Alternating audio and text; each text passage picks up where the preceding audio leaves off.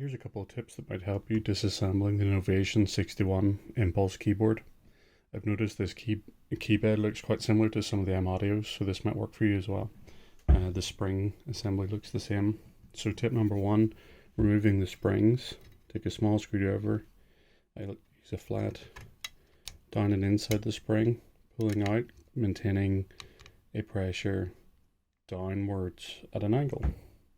And this stops this springing away as it is wont to do. These all appear to be identical, and the spring tension set by the indentation depth. So you'll notice along the board that these are all different. That's for the weighted action. Okay, tip number one. Tip number two, quite hard to get these keys off without cutting yourself. So what I would suggest is you start with a black key, which are much easier to remove. Ignore that these ones are missing. Put a force on the key, pressing in that sort of tangent. The key is down because the spring is removed. You're working at about a 45-degree up and forwards. That kind of force loosens this key.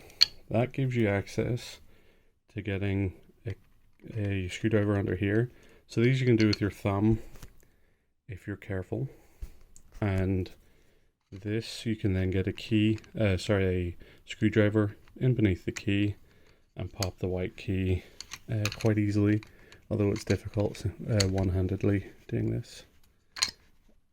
Okay, I'm not going to try doing it one-handed, but take my word for it.